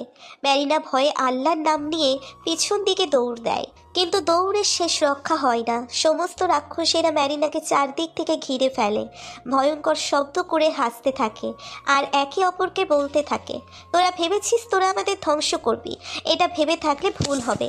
আজকে তোকে শরবতের মতো মিক্সড করে খেয়ে ফেলবো। এই কথা বলে যখন হাত বাড়ায়, যখন সবাই ম্যারিনার দিকে, ম্যারিনা ভয়ে চোখ বন্ধ করে ফেলে। এমন সময় রহমান দৌড়ে এসে ম্যারিনাকে বাহু জোরে আবদ্ধ করে নিল। এদিকে ম্যারিনা বসে পড়ল। সাথে সাথে প্রসব ব্যথা শুরু হলো। রহমান ম্যারিনার অবস্থা বুঝতে পেরে আকাশের দিকে তাকিয়ে বলল, হে আল্লাহ, আমাদের রক্ষা করো। ম্যারিনা ব্যথায় ফ্লোরে গড়াগড়ি করছে। রাক্ষসরা হাত বাড়িয়ে যখন ম্যারিনাকে ছুঁতে যাবে, তখন রহমান তলোয়ার দিয়ে তাদের হাতে আঘাত করতেই সব রাক্ষসগুলো একযোগে গর্জে ওঠে। আকাশ বাতাস প্রকম্পিত হয়ে ওঠে তাদের চিৎকারে। হঠাৎ রহমানের কানে বাচ্চার কান্নার শব্দ আসে। রহমান দেখতে পারে একদণ্ড চাঁদ মাটিতে পড়ে কাঁদছে। রাক্ষস একটা পিছন থেকে রহমানকে ধরে উপরে তুলে ফেলে। রহমানের চোখের সামনে ম্যারিনাকে বাকি রাক্ষসগুলো টেনে ছিঁড়ে খাচ্ছে। রহমান চিৎকার করছে। ম্যারিনা বারবার বলছে, আমার সন্তানটার জন্য হলেও আমাদেরকে বেরো না, ছেড়ে দাও আমাকে। তখন একটা কুৎসিত রাক্ষস, যার সারা শরীরে সাপ জড়ানো, রাক্ষসটি মাটি থেকে নবজাতক বাচ্চাটাকে হাতে তুলে যখনই মুখে দিতে যাবে, তখনই বাচ্চাটাকে তুলে যখনই মুখে দিতে যাবে তখনই রহমান রাক্ষসের হাত থেকে লাফ দিয়ে নিচে পড়ে যায়। নিচে পড়েই দৌড়ে তাদের নবজাতক সন্তানকে বাঁচতে চায়। রহমানকে দৌড়ে আসতে দেখে অন্য আরেকটা রাক্ষস রহমানকে টান দিয়ে মুখে ক্যাপসুলের মতো পুড়ে ফেলে। ম্যারিনা কি করবে ভেবে পাচ্ছে না। চোখের সামনে তার স্বামীকে খেয়ে ফেলছে, তার সদ্য জন্ম দেওয়া সন্তানটাকেও খেয়ে ফেলছে। মাথাটা শরীর থেকে মুহূর্তেই আলাদা করে ফেলে। কয়েকটা রাক্ষস রক্তচক্ষু বের করে ম্যারিনার দিকে আসছে। ম্যারিনা ভয়ে কাঁপছে আর চিৎকার করে বলছে, কে আছো, বাঁচাও আমাকে, মেরো না। রহমান ম্যারিনাকে তার পাশে এমন ছটফট করতে দেখে বলল, এই ম্যারিনা, কি হয়েছে, কান্না করছো কেন? ম্যারিনা রহমানকে জড়িয়ে ধরে বলল, বাঁচাও আমাকে, ছেড়ে দাও। রহমান বুঝতে পারে ম্যারিনা দুঃস্বপ্ন দেখেছে। ম্যারিনাকে বুকের সাথে জড়িয়ে ধরে বলল, ভয় পেও না, কিচ্ছু হবে না। ম্যারিনা স্বাভাবিক হয়ে স্বপ্নের কথা রহমানকে সব কিছু বলে। পরের দিন রহমান দরবেশকে সব কিছু খুলে বললে দরবেশ সবটা শুনে চমকে যায়। অনেকটা ভয়ার্থ কণ্ঠে বলে, না, তোমাদের কিছু হলে এই মায়াবিনীর শহর চিরদিনের জন্য মৃত্যুপুরীতে পরিণত হবে। তোমাদের এখান থেকে বের হওয়ার ব্যবস্থা করে দিচ্ছি, তবে তোমাদের অনেক বিপর্যয় পাড়ি দিয়ে যেতে হবে। কয়েক মাসের রাস্তা, কাঁটাযুক্ত রাস্তা, নগ্ন পায়ে পার হওয়া এর থেকে সহজ। ম্যারিনা রহমানের হাতটা শক্ত করে চেপে ধরল। দরবেশ একটা মেয়েকে ইশারা করতেই মেয়েটা ঘর থেকে দুটি লকেট এনে দরবেশের কাছে এনে দিল। দরবেশ একটা লকেট রহমানের গলায় পরিয়ে দিয়ে বলল, এই লকেটটা তুমি তোমার স্ত্রীর গলায় পরিয়ে দাও। রহমান ম্যারিনার গলায় পরিয়ে দেওয়ার সাথে সাথে ম্যারিনার চেহারাটা কেমন নীল বর্ণ ধারণ করলো। দরবেশ রহমানের বুকে হাত রেখে বলল, তোমাদের একটা মেয়ে হবে যার সৌন্দর্য চাঁদের ন্যায় হবে, যাকে তুমি ব্যতীত অন্য কোনো পুরুষ স্পর্শ করতে পারবে না। আর সে ঋতুবতী হওয়ার সাথে সাথেই চারপাশের পরিবেশটা কেমন ভয়ানক সুন্দর হয়ে যাবে। রাতে তার জানালায় গন্ধরাজ ফুলের মুহুর্মুহু গন্ধ আসবে। আরেকটা আশ্চর্যের বিষয় হচ্ছে, একটা সময় তোমাদের মেয়ের বিয়ের সম্পর্ক আসবে, আর বিয়ের 1 মাস পূর্বে পূর্ণিমার চাঁদের গ্রহণ লাগবে। তার ঠিক 21 দিন পর অলৌকিকভাবেই তোমাদের মেয়ের বিয়ে হয়ে যাবে। আর তারা প্রত্যেকের থাকবে নিষ্পাপ মেয়েদের ধর্ষক, আর তাদের সবাই বিয়ের রাতেই মারা যাবে। ভয় পেও না, এতে তোমাদের মেয়ের কোনো ক্ষতি হবে না। সে যে পরম ভাগ্যবতী, তার বদলেই মায়াবিনী শহরের পুনর্জন্ম হবে। সে হবে পৃথিবীর সমস্ত মানুষের আড়ালে থাকা মায়াবিনীর শহরের রানী। তাই শয়তানেরা তাকে মেরে ফেলার সব রকম চেষ্টাই করবে। এখন চলো, আর কিছুক্ষণ বাদে সন্ধ্যা ঘনিয়ে আসবে, আর আকাশ উঠবে ত্রিচন্দ্র, যার আলোতে তোমরা ফিরে পাবে পৃথিবীতে। আর কেটে যাবে কয়েক মাস। ত্রিচন্দ্র মানে কি? ত্রিচন্দ্র মানে প্রতি 21 বছর পর পর মায়াবিনীর আকাশে ওঠে 3টা চাঁদ একত্রে দেখা যায়। আর সে আলো থেকে অনেক তির্যক রশ্মি বের হয়, আর সে রশ্মি থেকে সাগরের বুকে আগুনের তৈরি হবে। সে রাস্তা দিয়ে তোমাদের হেঁটে যেতে হবে, আর যে রাস্তা শয়তানের নানান ভীতিকর দৃশ্য, নানান ধাঁধার শহর পার হয়ে যেতে হবে তোমাদের। ম্যারিনা অনেকটা ভয় পেয়ে যায় আগুনের রাস্তার কথা শুনে। রহমান ম্যারিনার চোখের দিকে তাকিয়ে মুচকি হেসে বলে, ভয় পেও না, সৃষ্টিকর্তা আমাদের সাথে আছেন। কি হলো, তোমরা কি ভয় পাচ্ছ? আর আরেকটা কথা, আজকে যদি তোমরা এখান থেকে না যাও, তবে আজ ঠিকই শয়তান রাক্ষসরা আসবে। আর ম্যারিনা মাঝে স্বপ্ন দেখছে, সেটা মিথ্যা না, সেটা ছিল ভবিষ্যৎ। আর এই ভবিষ্যৎকে মিথ্যা প্রমাণ করতে হবে। এখানে অনেক কিছু মায়া। বুঝলাম। আপনারা সবাই আমাদের জন্য দোয়া করবেন, যেন আমরা এখান থেকে বের হতে পারি আর আপনাদের শয়তানের হাত থেকে বাঁচাতে পারি। রহমান আর ম্যারিনা সবার কাছ থেকে বিদায় নিতে নিতেই আকাশে ত্রিচন্দ্র উঠে পড়ে। দরবেশ তাড়াতাড়ি করে রহমান আর ম্যারিনাকে বলে, তোমরা তোমাদের সামনে রাখা সোনার খাটে বসে পড়ো। এই সোনার খাট মায়াবিনী শহর থেকে বের হওয়ার শেষ রাস্তা পর্যন্ত নিয়ে যাবে, আর সেখান থেকে তোমাদের ধাঁধার শহর অতিক্রম করে পৃথিবীতে যাওয়ার রাস্তা খুঁজতে হবে। আর এই সোনার খাট কথাও বলতে পারে। এখন তোমরা যাও, ভয় পেও না কখনো। আর হ্যাঁ, তোমাদের জীবনে অনেক বিপর্যয় নামবে, ভেঙে পড়ো না কিন্তু। রহমান আর ম্যারিনা খাটের উপর বসতেই খাট আকাশে ওরা শুরু করলো। কি সুন্দর মেঘেরা ভেসে যাচ্ছে, মেঘেরা খেলা করছে। রহমান, মেঘগুলো সুন্দর না? হ্যাঁ, খুব সুন্দর। কিছুক্ষণ এভাবে সাদা শুভ্র মেঘ পাড়ি দেওয়ার পর মেঘগুলো রক্তাক্ত লাল টকটকে দেখাচ্ছে। রহমান সোনার খাটকে জিজ্ঞেস করলো, এই খাট, এখানের মেঘগুলো এমন কেন? সোনার খাট উত্তর দিল, এটা রক্তাক্ত নগরীর আকাশে পরিণত হয়েছে রাক্ষসদের জন্য, যার নিচে বয়ে যাচ্ছে রক্তাক্ত সাগর। একটা সময় হয়তো সুন্দর মায়াবিনী শহরের পুরোটাই রক্তে ভেসে যাবে। কথাগুলো বলতে বলতে সোনার খাট মাটিতে নেমে আসলো আর কাঁপতে কাঁপতে বলল, এর চেয়ে আর এক চুলও বেশি আমি যেতে পারবো না। যদি আমি যাই তাহলে আমার সমস্ত শরীর পুড়ে ছাই হয়ে যাবে। রহমান আর ম্যারিনা শুক্রিয়া জানিয়ে খাট থেকে নামতেই খাটটা হাওয়ায় মিলিয়ে গেল। মিলিয়ে যাওয়ার সাথে সাথেই ত্রিচন্দ্রের আলোর সামনে এসে পড়ল আর তিনটে রাস্তা বের হলো। একটা রাস্তা ফুলে ফুলে সাজানো, আর একটা রাস্তা দাউ দাউ করে আগুন জ্বলতে লাগলো। আগুনের উত্তপ্ত লাভা পানির মতো নিচে গড়িয়ে যাচ্ছে। অন্য একটা রাস্তার ফুটফুটে বাচ্চারা খেলছে। রহমান ম্যারিনাকে নিয়ে আগুনের রাস্তার দিকে রওনা দিলে এমন সময় ম্যারিনা বলল, এই আগুনের ওপর দিয়ে কিভাবে যাব? মুহূর্তে আমাদের শরীরের অস্তিত্ব বিলীন হয়ে যাবে। চলো না এই ফুলের রাস্তা দিয়ে যাই। না, চলো। দরবেশ কি বলেছে মনে আছে? ম্যারিনা আর রহমান যখন ওই রাস্তায় পার হবে তখন বাচ্চাগুলো দৌড়ে এসে বলল, আপনারা কি মরতে চাচ্ছেন জাহান্নামে? নিশ্চয়ই আপনাদের সেই রাক্ষস দরবেশ পাঠিয়েছে। তোমরা কিভাবে জানো?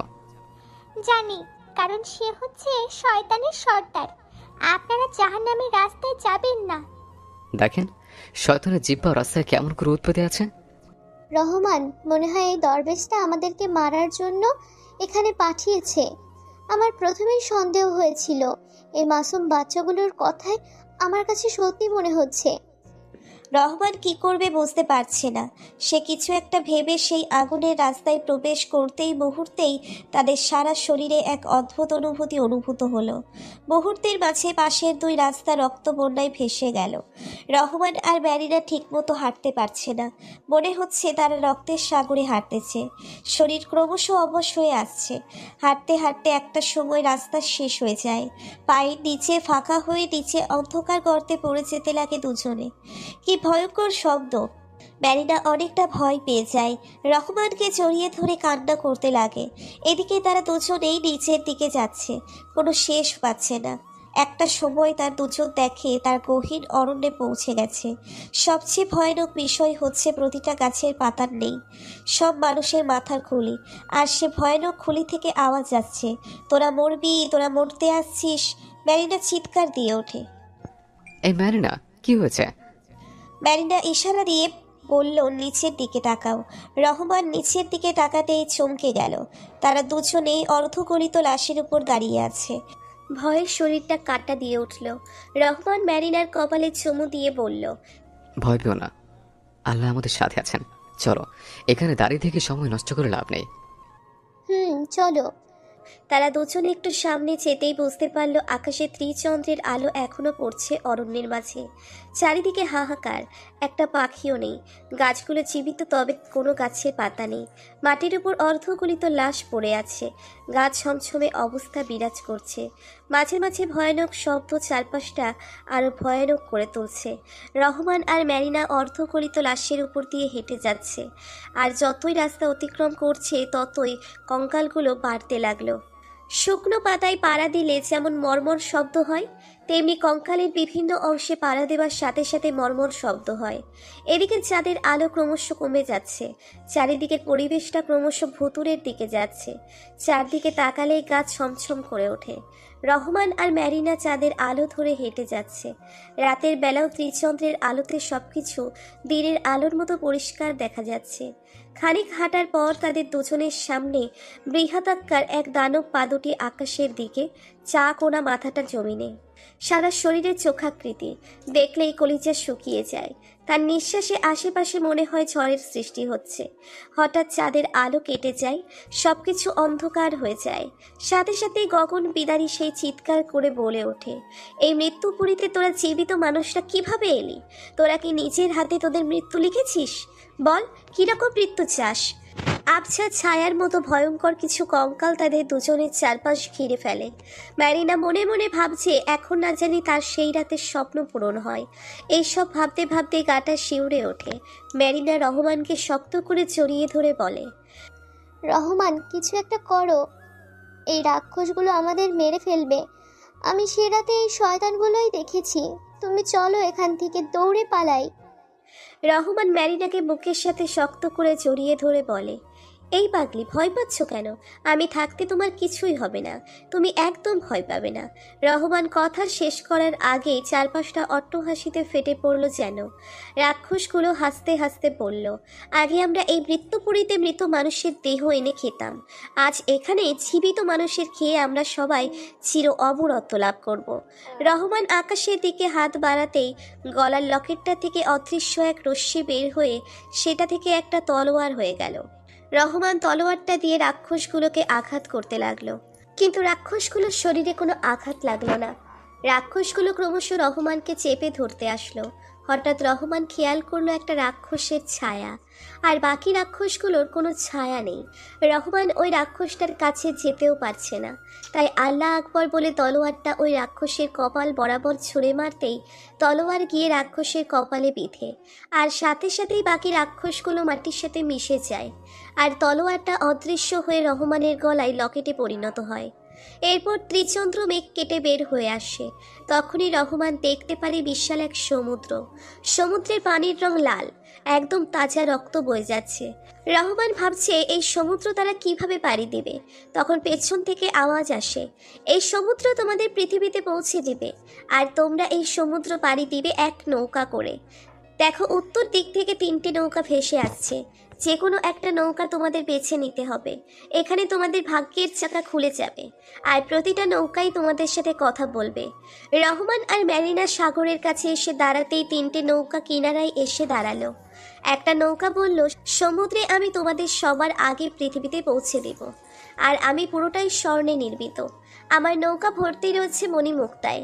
দ্বিতীয় নৌকা বলল, আমি পুরোটাই হীরকে নির্মিত, আমি সমুদ্রের হাওয়ায় বেগে চলি, একদম নিরাপদেই নয়, আমার উপর চললে তোমরা হবা পৃথিবীর সবচেয়ে ধনী মানুষ, কারণ হীরা জহরতে ভর্তি আমার নৌকা। তাহলে আমরা এটাতে চড়ি, মুহূর্তে আমরা চলে যাব পৃথিবীতে। ম্যারিনা, চুপ করো তো।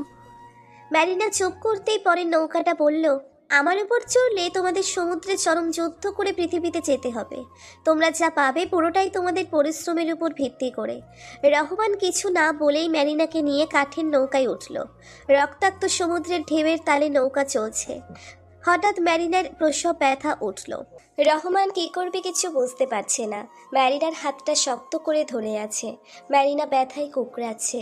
এমন সময় সমুদ্রে ঝড় শুরু হয়, নৌকাকে মনে হয় ভেঙে ফেলবে। ম্যারিনা ব্যথা সহ্য না করতে পেরে কান্না করছে, আর কাতর কণ্ঠে বলছে, রহমান, আমি মনে হয় বাঁচবো না, তোমার কোলে আমার মাথাটা রাখবে? কিছু বলছো? তোমার কিচ্ছু হবে না। ম্যারিনার ব্যথা বাড়ার সাথে সাথে সমুদ্রের ঝড়ের তীব্রতা যেন বাড়ছে আরো বেশি। রহমান এক হাতে নৌকার হাল, অন্য হাতে ম্যারিনার মাথায় হাত বুলিয়ে দিচ্ছে। এমন সময় বাচ্চার কান্না শুনে রহমান আলহামদুলিল্লাহ বলার পরই দেখে ম্যারিনা আর দুনিয়াতে নেই। সদ্য ভূমিষ্ঠ হওয়া বাচ্চাটা মায়ের দুধটুকুও খেতে পারল না, আর ঝড়ের তীব্রতায় নৌকাটা মুহূর্তেই সদ্য ভূমিষ্ঠ হওয়া বাচ্চাটা মায়ের দুধটুকুও খেতে পারল না, আর ঝড়ের তীব্রতায় নৌকাটা মুহূর্তেই নিচে ডুবতে লাগলো। আর ঝোড়ো হাওয়ার ম্যারিনার লাশটা সাগর তার বুকে নিয়ে নিল। তাকিয়ে দেখা ছাড়া নিয়ানের আর কিছু করার উপায় ছিল না। বাচ্চাটা কান্না করছে, ম্যারিনার দিকে চেয়ে নিয়ানের দুচোখ পেয়ে জল গড়িয়ে পড়ছে। বুকের পাঁচর মনে হয় ভেঙে যাচ্ছে তার। একসময় নৌকাটা সম্পূর্ণ সমুদ্রের তলদেশে ডুবতে লাগলো। নিয়ান টান দিয়ে বাচ্চাটাকে বুকের সাথে জড়িয়ে নিল, সাথে সাথে বাচ্চাটা কান্না থামিয়ে দিল। এদিকে নৌকা যেতে যেতে একদম সমুদ্রের তলদেশে পৌঁছে যায়। সবচেয়ে অবাক করা বিষয় হচ্ছে, এতটা পানির নিচে যাওয়ার পরও এক ফোঁটা পানি তাদের গায়ে লাগেনি। সমুদ্রের পানি বাবা মেয়ের জন্য রাস্তা করে দিচ্ছে মনে হয় নিয়ানের কাছে। ছোট্ট নবজাতক মেয়েটাকে বুকের সাথে চেপে ধরে রেখেছে বাবা। স্মৃতিপটে ম্যারিনার মুখটা জলজল করে উঠছে। নিয়ানের দুচোখ পেয়ে জল গড়িয়ে পড়তে লাগলো। এদিকে নিয়ান নিচেই নামছে, এখন সমুদ্রের তল খুঁজে পাচ্ছে না। হঠাৎ সে সমুদ্রের নিচে একটা রাজপ্রাসাদ দেখতে পেল, আর তারা রাজপ্রাসাদের সামনে এসে পড়ল, কিন্তু একটু ব্যথাও পেল না। সমুদ্রের তলদেশে মণিমুক্তা ছড়িয়ে ছিটিয়ে আছে। সবচেয়ে অবাক কথা, সমুদ্রের পানি নেই এখানে। নিয়ান বাড়ির দিকে তাকাতেই চমকে গেল। বাড়ির সামনে ম্যারিনার আর নিয়ানের ছবি, দেয়ালে পোড়া মাটির আলপনায় আঁকানো। আস্তে আস্তে সামনে যেতেই রাজপ্রাসাদের দরজা খুলে গেল। দরজা খুলতেই সেখান থেকে সুন্দর রমণীরা বের হলো, ফুলে ফুলে সজ্জিত বরণ ডালা নিয়ে। নিয়ানের উপরে ফুল ছিটাচ্ছে আর বলতেছে, আমাদের রাজ্যের রাজা ফিরেছে। রাজকুমারী দেখে যান আমাদের রাজা ফিরে এসেছে। নিয়ান সামনে তাকাতেই একটা মেয়ে দেখতে পেল, রাজকীয় শাড়ি পরেছে, মুখটা ঢাকা। খুব চেনা চেনা লাগছে। মেয়েটা মুখের উপর থেকে পর্দাটা সরাতেই নিয়ান চমকে গেল। ম্যারিনা বলতে গিয়ে গলাটা ধরে এলো। ম্যারিনা দৌড়ে এসে নিয়ানের সামনে এসে দাঁড়ালো। ম্যারিনা পলকহীন দৃষ্টিতে নিয়ানের দিকে তাকিয়ে আছে, চোখ থেকে জল উপচে পড়ছে। ম্যারিনা চোখের পানি মুছে বলল, নিয়ান, জানো কত সশস্ত্র বছর অপেক্ষা করেছি তোমার জন্য। আমি জানতাম তুমি ঠিক একদিন না একদিন আমার সন্তানকে নিয়ে ফিরবে। কি বলছেন এসব? তুমি আমাকে চিনতে পারছো না? আমি তোমার ম্যারিনা, তোমার কোলে আমার সন্তান, আমাদের রাজকন্যা। আমি তোমাকে হারিয়ে ফেলেছিলাম অতীতে, বাবার অভিশাপে।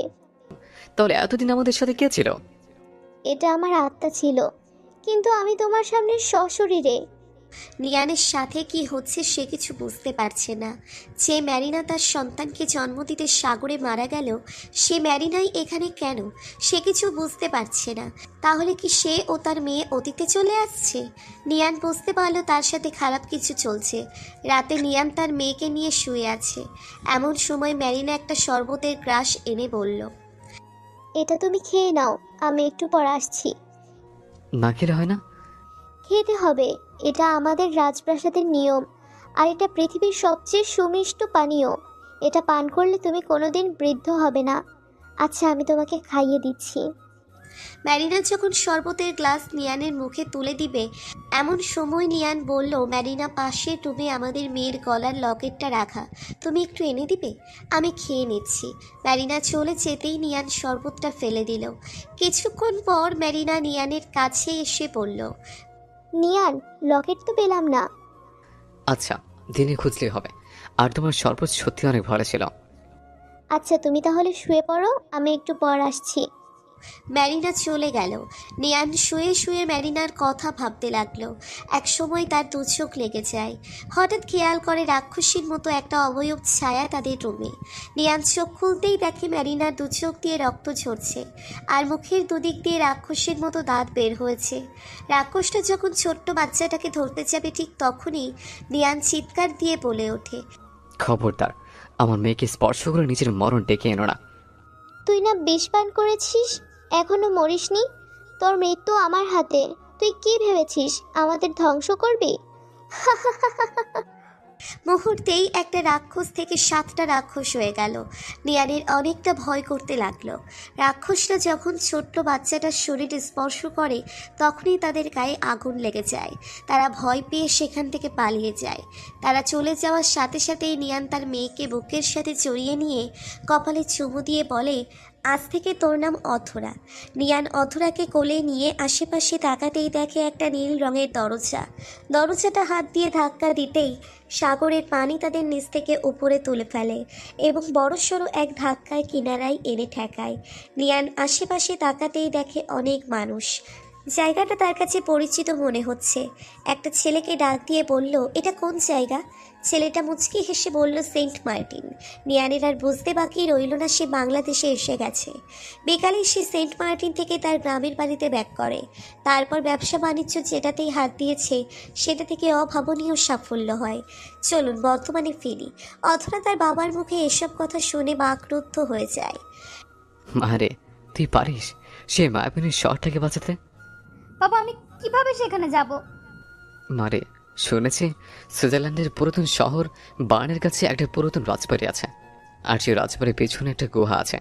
সেখানে গেলে তো তোর আধ্যাত্মিক ক্ষমতার মায়াবিনীর শহরে পৌঁছে যাবে। বাবা, তাহলে চলো। নিয়ান অথরাকে নিয়ে সেই গুহায় যেতে গুহা থেকে আগুন বের হতে লাগলো। আগুন দেখেও অথরা এগিয়ে যাচ্ছে গুহার দিকে।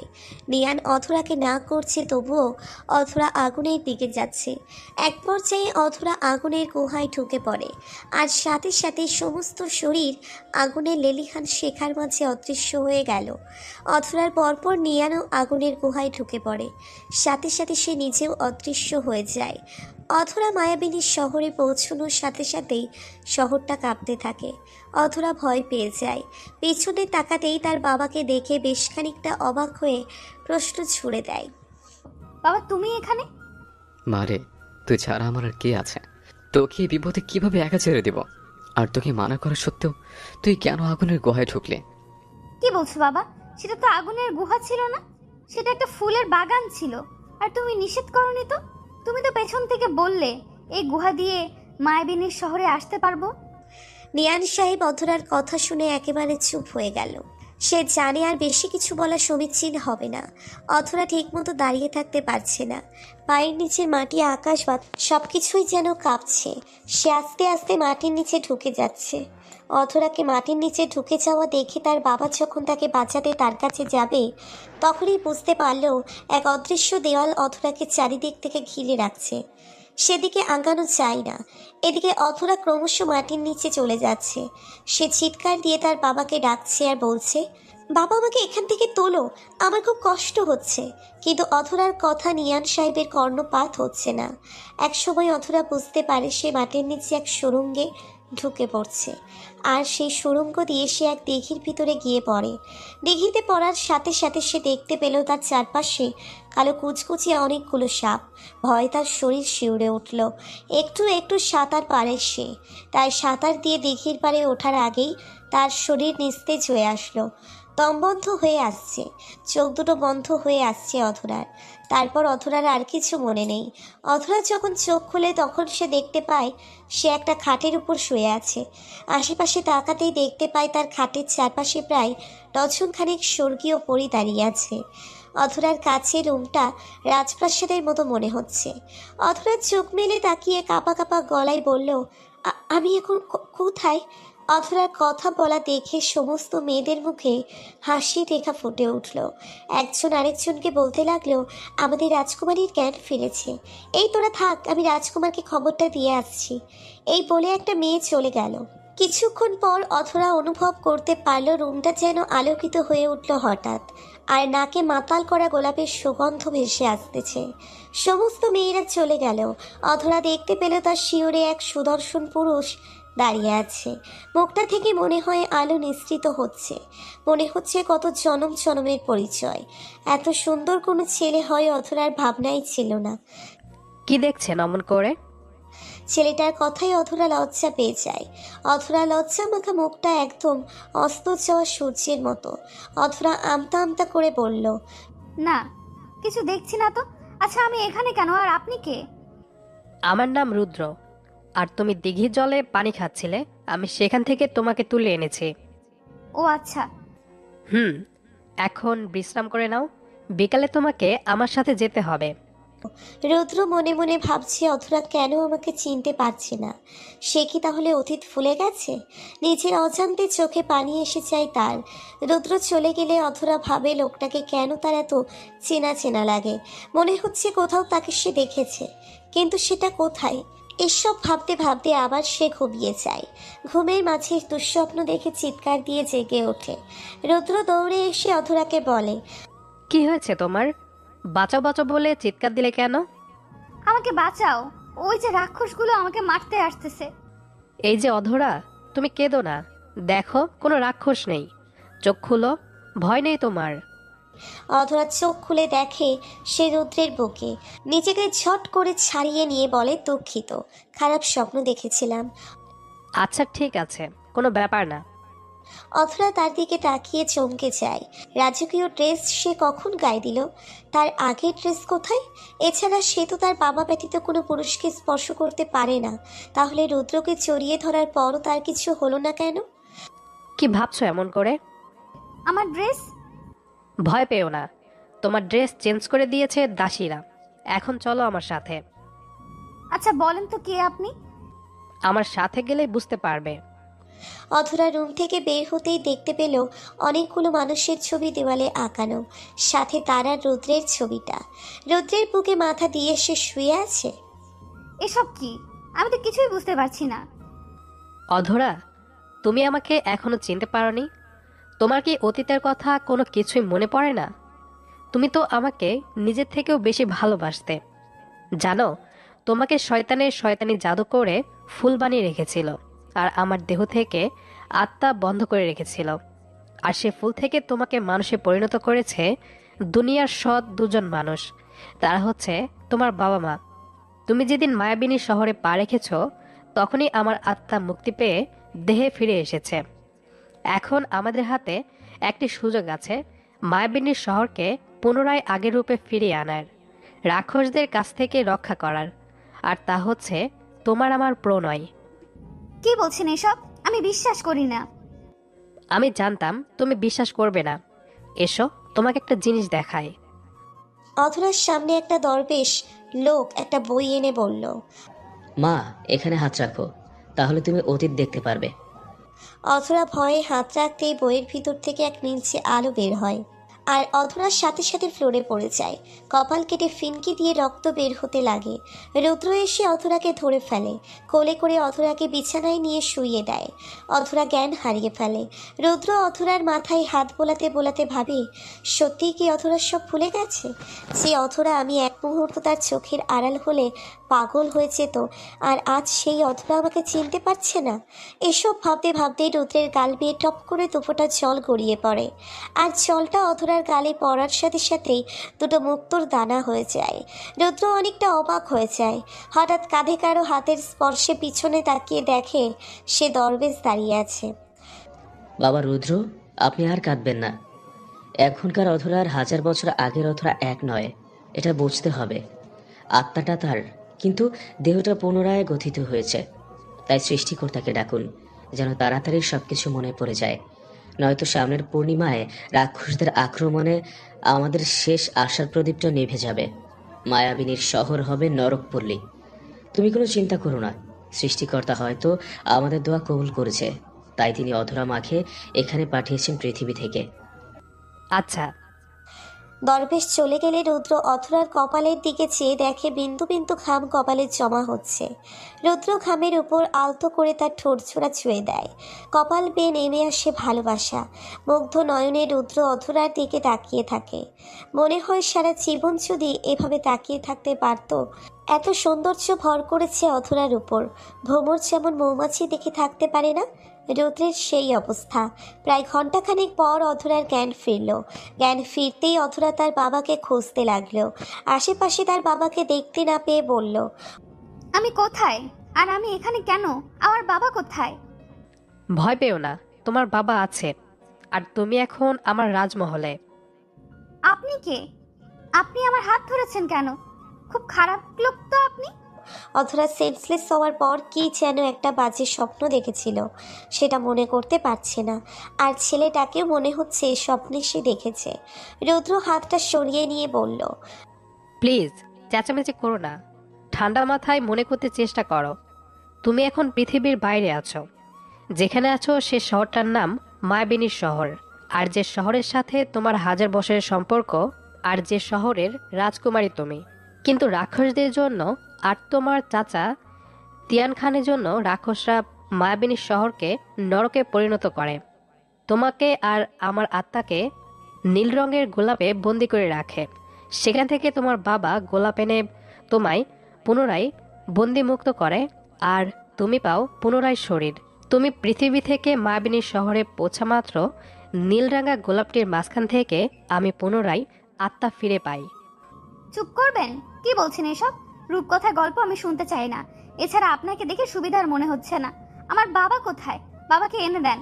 আর আপনি খবরদার আমার সামনে আসবেন না। রুদ্র কি বলবে ভেবে পাচ্ছে না। সে বুঝতে পারছে অধরার উপর শয়তানের ছায়া প্রবেশ করতে চাচ্ছে, সেজন্য অধরা এখানে আসছে সেটাও ভুলে গেছে। যা কিছু করতে হবে কৌশলে করতে হবে, তা না হলে রাতে তো আবার তার আত্মা দেহ ছেড়ে পুনরায় ফুলের মাঝে চলে যাবে। কি হলো? কি ভাবেন মনে মনে? আমার বাবা কোথায় বলছেন না কেন? আচ্ছা বলছি, আগে তোমাকে একটা রুম দেখাই। রুম দেখাবেন মানে? আপনার মতলব সুবিধার মনে হচ্ছে না। এখন তর্ক করার সময় না। অনুরোধ করছি আপনি আমার সাথে পাশের রুমে চলেন। সেখানে গেলেই আপনার বাবা কোথায় জানতে পারবেন। অধরা রুদ্রের সাথে পাশের রুমে গেল। রুমে যাওয়ার সাথে সাথেই নাকে গোলাপের সুবাস আসতে লাগলো, আর পূর্বানি বাতাস অধরার বাঁধা চুল খুলে দিল। রুমটা অধরার বেশ পরিচিত মনে হচ্ছে, পরিপাটি খুব গোছানো। তবে অধরা অবাক হলো রুমের প্রতিটি দেওয়ালে রুদ্র আর তার ছবি, তাও রাজকুমারী পোশাকে বেশিরভাগ। অধরার মাথাটা ধরে আসছে, কি হচ্ছে কিচ্ছু বুঝতে পারছে না। এমন সময় দরবেশ বইটা এনে বলল, মা, এখানে হাত দিয়ে চোখ বন্ধ করো, তুমি তোমার বাবাকে সহ সবাইকে দেখতে পারবে। অধরা হাত দিয়ে এবার চোখ বন্ধ করতেই দেখতে পেল হাজার হাজার লোক দাঁড়িয়ে আছে। অধরা রাজকুমারীর পোশাকে বসে আছে, তার পাশে রুদ্র বসে আছে। অধরা রুদ্রের হাতটা শক্ত করে ধরে আছে। অধরার সব মনে পড়তে লাগলো, সে যে 1000 বছর আগে রাজকুমারী ছিল মায়াবিনীর রাজ্যে, আর তারই প্রেমিক ছিল রুদ্র। রুদ্রকে সে নিজের থেকেও বেশি ভালোবাসতো, আর আজ তাকেই চিনতে পারছে না। নিজের কাছে তার নিজেরই খারাপ লাগছে। অথরা আরও ভাবনার গভীরে হারিয়ে যাচ্ছে। হঠাৎ একদিন তাদের বিয়ের তারিখ নির্ধারণ হলো। বিয়ের সব কিছু ঠিক, হঠাৎ নেমে আসলো কালবৈশাখীর ছায়া। তার চাচা রাক্ষসদের সাথে মিলে কালো জাদু আর রাজদরবারের সুরক্ষা কবচ পুড়িয়ে ফেলে। তারপর জাদুর মাধ্যমে রুদ্রের দেহ থেকে আত্মাটা বের করে নেয়। রুদ্রের সুন্দর দেহটা মুহূর্তেই লাল হয়ে যায়। আকাশ কোনো কালো মেঘে ছেয়ে যায়। রাজদরবারের সবাই ভয়ে কাঁপছে। কি হচ্ছে কেউ কিছু বুঝতে পারছে না। রাক্ষসটা মুহূর্তেই বিয়ের আসরটাকে মৃত্যুপুরীতে পরিণত করে ফেলল।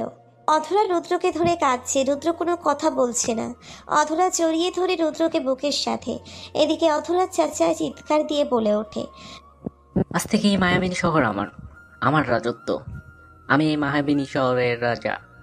রুদ্রের বাবা তিয়ানের কথা শুনে চেঁচিয়ে বলল, খবরদার শয়তান, অনেক হয়েছে আর নয়। তুই আমাদের সাথে এমন করবি ভাবতেও পারিনি। তুই একটা বেঈমান। হ্যাঁ, আমি বেঈমান। বেঈমানি না করলে আমি এই রাজত্ব কোনোদিনই পাবো না। ছোটবেলা থেকে আমার স্বপ্ন আমি এই মায়াবিনী শহরের রাজা হব, আর অধরা হবে আমার রানী, আর তোরা হবি সবাই আমার প্রজা। আমি তোদের রক্তে গোসল করব। তিয়ানের কথা শুনে রুদ্রের বাবা যখন তরবারি নিয়ে এগিয়ে যায়, সেই সময় নিকোলাসের ইশারার রাক্ষসটা মুহূর্তের মাঝে ছিন্ন ভিন্ন করে ফেলে রুদ্রের দেহটা। অধরা এই ভয়ানক দৃশ্য দেখে ভরকে যায়, তার সারা শরীর কাঁপছে। রাক্ষসটা সবার রক্ত খাচ্ছে, মানুষের বুকের ভিতর থেকে কলিজা বের করে সে কি নৃশংসভাবে চিবিয়ে। ঠিক তখনই তিয়ান মানে অধরার চাচা অধরাকে সামনে এসে বলে, তুমি কোনো চিন্তা করো না, তুমি হবে এই মায়াবিনী শহরের রানী। আমি তোমাকে বিয়ে করব, চির অমরত্ব লাভ করব। আজকে রাতটা পূর্ণিমার রাত, আর আজকে রাতে আমি তোমার মাঝে বিলীন হয়ে যাব। চাচা, আপনার পায়ে পড়ি, আপনি আমার রুদ্রকে ভালো করে দেন। আপনি আমার বাবার মতো, এসব হয় না। আপনি আমাদের শহরটাকে নরকে পরিণত করবেন না। চুপ করো, আমি যা বলবো তাই হবে। আমি যদি বলি সূর্যরও তারও গতি পাল্টাবে, তাই বলছি প্রস্তুতি নেই, তোর ভরা যৌবন উপভোগ করব। কথাগুলো বলে নিকোলাস রাজপ্রাসাদে চলে গেল। অধরা কি করবে বুঝতে পারছে না। মন চাচ্ছে সে নিজেকে শেষ করে দিক, যেন তার চাচার মতো শয়তানের মনোবাসনা পূর্ণ না হয়। সেজন্য সে স্বেচ্ছায় আত্মহুতি দিবে। রাতে যখন অধরাকে বিয়ের মণ্ডপে নিয়ে যাওয়া হবে, তার আগে সে রাজপ্রাসাদে রাখা বিষাক্ত গাছের বিষাক্ত বীজ খেয়ে নেয়। রাক্ষসটা যখন বিয়ের মণ্ডপে তাকে নিয়ে যায়, কাজী যখন জাদুকারী মন্ত্রে অধরার অনিচ্ছা সত্ত্বেও বিয়ের কাজ সম্পন্ন করবে, ঠিক তখনই অধরা মৃত্যুর কোলে ঢলে পড়ে। মুহূর্তেই সমস্ত শরীর নীলবর্ণ হয়ে যায়। তিয়ান চিৎকার দিয়ে বলে ওঠে, না, এই হতে পারে না। আমার এত বছরের সাধনা নষ্ট হতে পারে না। কি করছো তোমরা? অধরাকে বাঁচাও, আর তাকে ফুলসজ্জায় নিয়ে যাও। তিয়ানের কথা শুনে রাক্ষসদের রাজা যিনি, তিনি হুঙ্কার দিয়ে উঠলেন। তার হুঙ্কারে আকাশ বাতাস কেঁপে উঠল।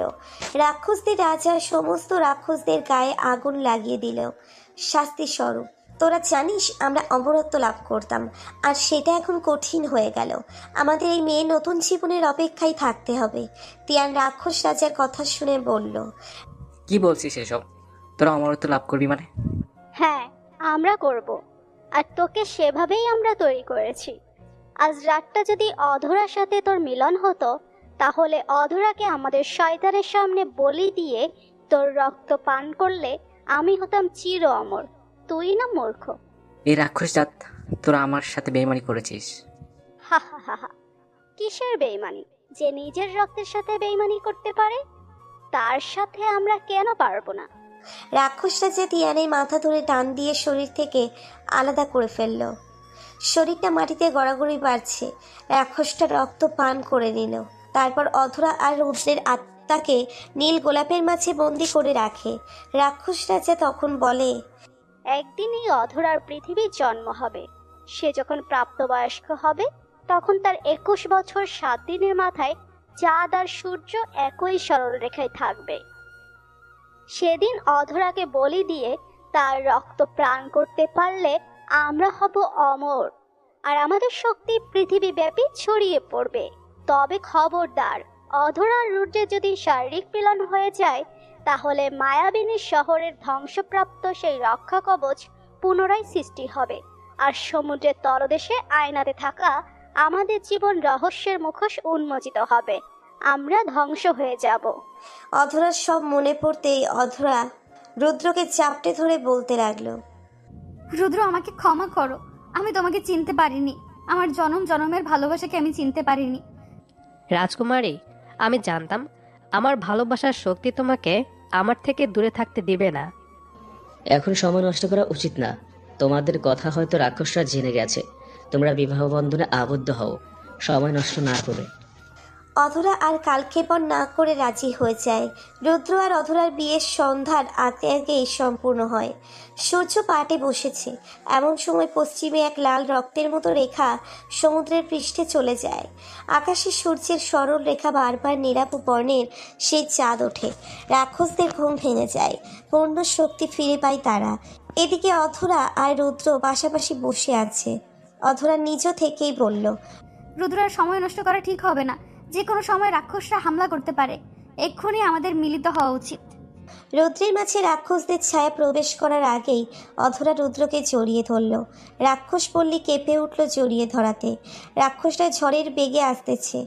এদিকে অধরা রুদ্রের কাছে নিজেকে বিলীন করে দেয়।